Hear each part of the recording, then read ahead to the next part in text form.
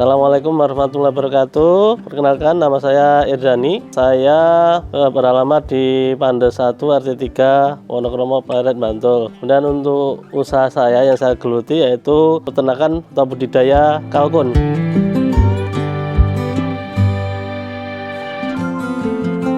Awal mulanya di tahun 2010 akhir, kemudian di awal tahun 2011 saya mulai usaha peternakan kalkun ini. Jadi saya milih kalkun ini banyak keunggalan yang bisa kita peroleh ya. Yang pertama, pangsa pasar itu masih luas ya, karena belum banyak pelakunya. Kemudian secara nutrisi, kandungan gizinya dibandingkan yang lain, kalkun itu dagingnya lebih tinggi proteinnya, kemudian rendah kolesterol, kemudian juga lemaknya beda ya dibandingkan dengan ayam kampung. Proteinnya masih tinggi kalkun ini, maka jadi pilihan bagi ahli gizi. Kemudian juga yang kedua, kalkun ini ramah lingkungan. Kenapa ramah lingkungan? Karena apa? Baunya itu tidak seperti kalau dibandingkan dengan ternak-ternak lain. Kalau di tengah lingkungan gini, tengah-tengah kampung ini, tentu pasti ada gejolak ya. Paling tetangga itu nggak enak ya, bau. Tapi kalau ini nggak, walaupun kita diamkan situ kotorannya tidak bau gitu ya, karena kita jaga kebersihannya juga kering gitu.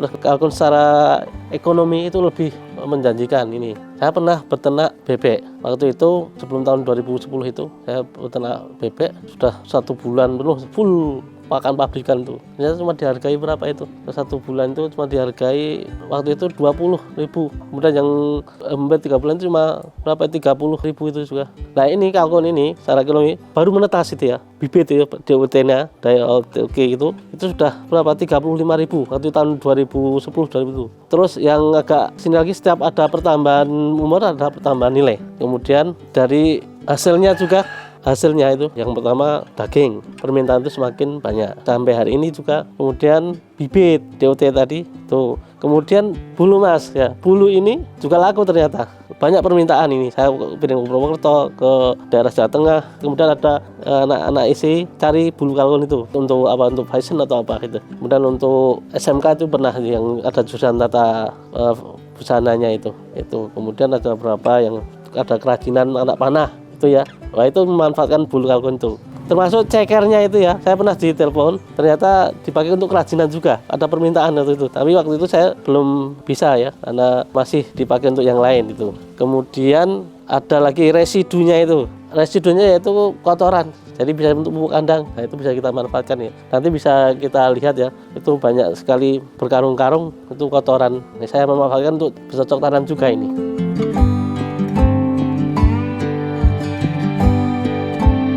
Jadi kalau kalkun itu lebih dari 10 jenis mas ya. Kalau untuk yang di tempat saya ada bronze, kemudian ada white holland, itu yang putih itu primulus, kemudian ada black spines yang hitam, ireng jangas jawanya itu. Kemudian ada golden palm itu 3 warna atau tricolor.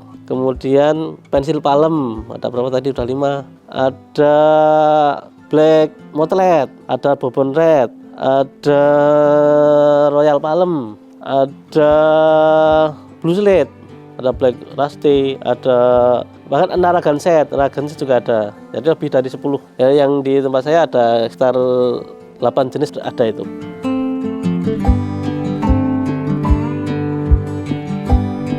Perawatan harian, nah ini kalau teman-teman pernah peternak ayam kampung, nah itu hampir samalah karakternya ya. Kalau kita berbicara perawatan, terdiri dari 1, yaitu bagaimana pengandangannya ya kan itu, kemudian bagaimana pola makanannya, kemudian bagaimana manajemen pengendalian penyakit itu karena jumlahnya banyak ya, kita manage. Teman-teman kalau browsing itu pemburu kalkun ya, di luar negeri biasanya itu yang masih liar gitu ya, diburu dan kemampuannya terbang masih tinggi, masih bisa terbang tinggi tuh. Burunya pakai tembak itu. Nah, kalau yang sudah didomestikan gini, ini kemampuan terbangnya sudah berkurang, kemudian pakannya sudah kita modif ya. Untuk yang kecil, habis netes itu masih pabrikan murni ya, itu BR, pur BR. Kemudian nanti untuk umur sebulan itu campur dengan hijauan itu. Kemudian untuk yang sudah 3 bulan ke atas itu vitamik dengan dedak. Kita menganjurkan memanfaatkan potensi yang ada itu ya.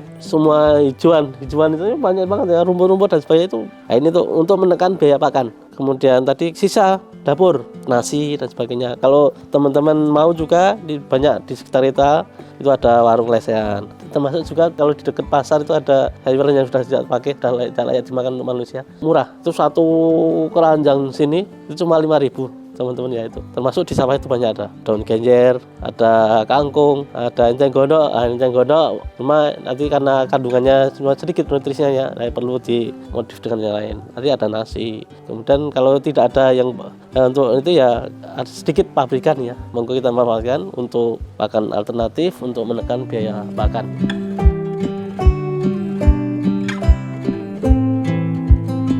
Jadi perkembangbiakan kalau kalkun tuh luar biasa. Satu indukan untuk kemampuan produknya di atas 10. Bahkan saya tuh punya yang nggak berhenti kan, karena pola kalkun itu bertelurnya gini, sehari bertelur, sehari tidak, sehari bertelur, sehari tidak. Itu ada yang gitu, tapi jarang ini yang bertelur tiap hari ada. Nah, kalau 25 lebih berarti kan panjang. Kalau nunggu itu perlu mesin tetas. Kalau enggak ya kita cari ayam kampung apa tuh kita tiapkan yang mengeram itu. Tapi kalau dalam jumlah banyak ya itu tentu mutlak inkubator ya, mesin tetas itu.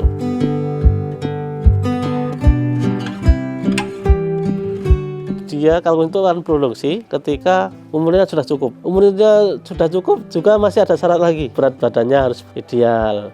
Jadi tidak terlalu kurus. Begitu juga ketika belum usia dia tidak akan bertelur walaupun beratnya sudah cukup gitu ya.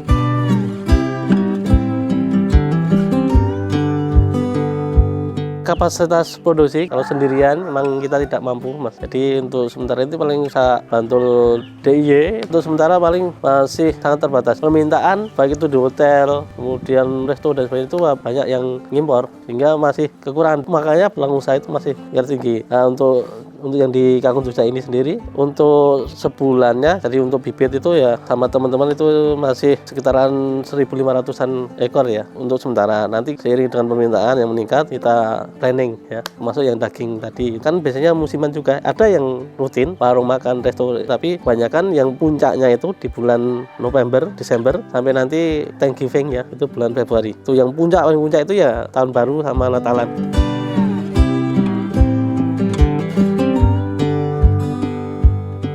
Untuk penetasan bisa pakai induknya. Jadi kalkun itu punya naluri mengeram juga. Masa ramnya itu 28 hari sama dengan bebek ya. Termasuk yang ketika dimasukkan ke mesin tetas itu juga sama 28 hari. Nah, terus tadi setelah netas gimana? Mau dipisah atau mana? Ya, kalau lebih efektifnya itu dipisah. Musuhnya kalkun itu dingin Mas. Maka perlu penghangat ya. Kita kasihkan kandang box, penghangat yang cukup lah hangat ya. Kecuali kalau di indukannya. Tapi kalau banyak kok diomongkan sama indukan karena juga banyak predator ya. Juga kita usahakan kalau masih gitu pakan itu lebih tinggi. Pakan sama minum itu jangan sampai kecampur kotorannya. Nah, kalau sudah kecampur kotoran itu biasanya pelan-pelan sakit terus mati kadang nih.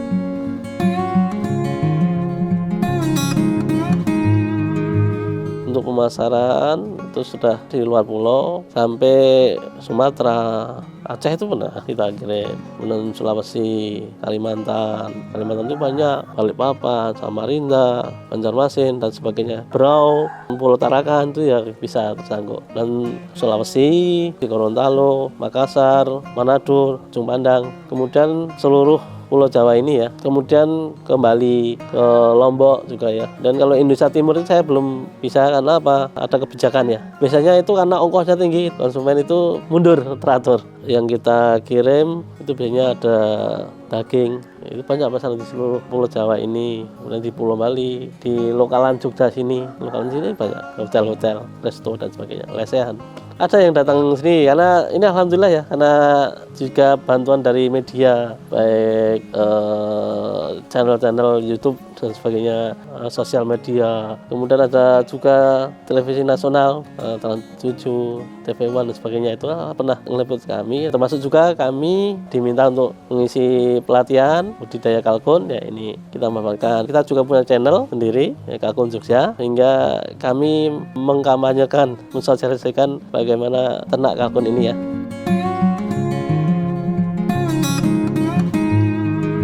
Untuk harga ini yang pertama itu bibit ya, DOT, daya olah tuki itu sesuai dengan jenis dan umurnya Mas. Jadi kalau habis Netes itu antara 30.000 sampai 45.000. Itu untuk yang umur 1 minggu ya habis netes. Kemudian untuk 2 minggu itu nanti bisa 35 sampai 45. Kemudian harga yang 1 bulan itu 50 sampai 75 tergantung jenisnya itu. Setiap ada pertambahan umur ada pertambahan nilai Mas. Seringkali ada konsumen yang cari yang umur 5 bulan, terus yang calon indukan sudah siap, ada yang babuan dan sebagainya. Itu untuk yang ternak ya. Untuk yang segmen daging ya, daging itu 87 sampai 95. Nanti tergantung nanti beratnya per kilonya. Kemudian untuk jenis yang terbaru yang baru datang 2016 itu namanya blue slate Mas. Indukannya itu bisa sampai dari 450 sampai 700. Ada yang 800 juga sih. Kemudian ada segmen yang untuk hias, ada segmen yang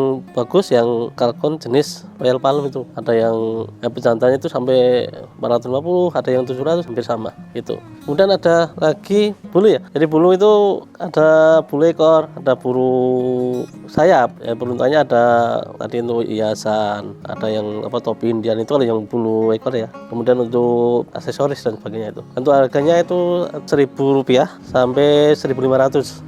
Kalau kotoran resi pupuk itu saya nggak jual beli. Biasanya tak suruh ganti karung sama tenaga untuk packing, itu aja. Karungnya itu biasanya itu 2.000-an, kemudian tenaganya ya 3.000, 3.500. Jadi satunya sekitar 6.000-an lah itu per karung besar itu. Telur banyak sebenarnya, tapi untuk sementara kita tetaskan sendiri. Tapi ada juga yang misalnya daerah-daerah yang tidak bisa dijangkau karena aturan di daerah pembeli itu nggak membolehkan unggas masuk, itu kita kasih dan telurnya itu ada yang 15.000, ada yang 17.000 tergantung jenisnya juga.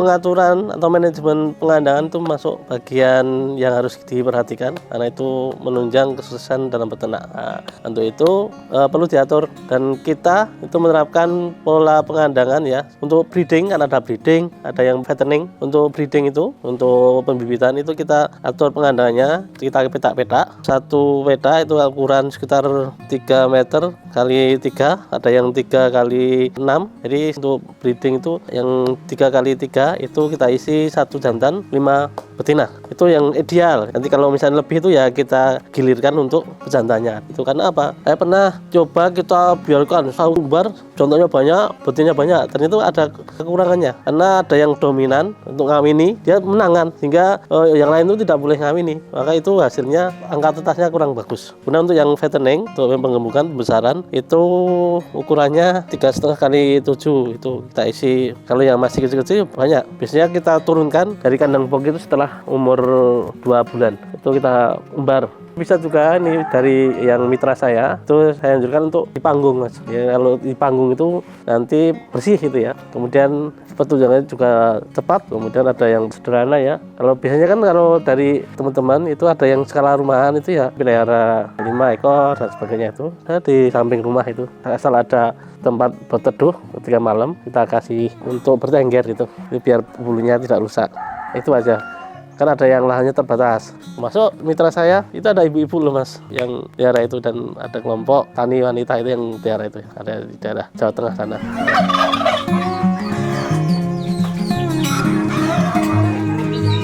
Kalau kendala tentu setiap kita berusaha ada Mas kendalanya. Cuma kita bagaimana mengatasi kendala itu jadi tantangan kita. Jadi memotivasi kita ya gitu. Kendala penyakit itu ada sama dengan ayam kampung. Ada ND, berak kuning, fowl-pox, bintelen itu yang cacar itu dan sebagainya itu. Termasuk juga cuaca. Cuma kita bagaimana menyiasati, menyiapkan mitigasinya sebelum ada penyakit itu datang.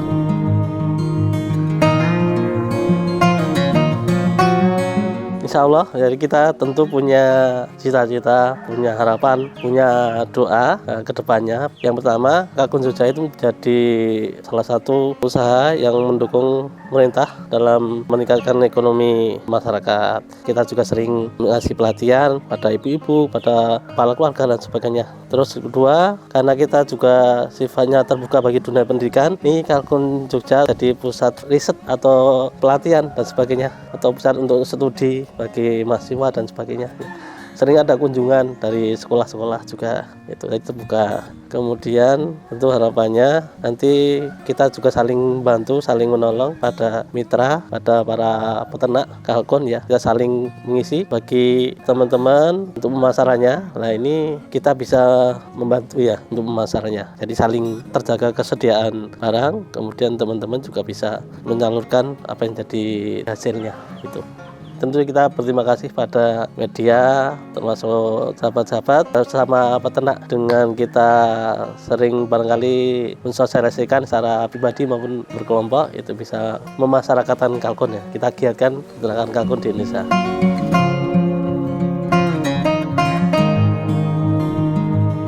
Bagi teman-teman, sahabat-sahabat yang pengen untuk ikut meramaikan usaha budidaya kalkun di Indonesia, monggo kita bareng-bareng bisa belajar ya, bisa datang ke sini. Kemudian saya lebih seneng kalau banyak yang ikut ya, jadi bukan saingan, tapi itu malah bagus ya. Nanti kedepannya kita bersama-sama dan mau untuk belajar, kita buka untuk di sini ya. Tentu kita punya rencana, termasuk juga monggo kalau yang mau bibit, mau indukan, daging, bulu dan sebagainya ya, kita bisa layani, dan kami membuka diri untuk bekerja sama. Bisa ke sini untuk menghubungi kami di nomor WhatsApp 081228226171. Kalau Facebook Erzani, atau di YouTube Kalkun Jogja, untuk belajar barangkali bisa menginspirasi bagi teman-teman. Sekian, terima kasih pada sahabat-sahabat yang telah menonton video ini. Sekian, semoga berkah buat kita semua. Assalamualaikum warahmatullahi wabarakatuh.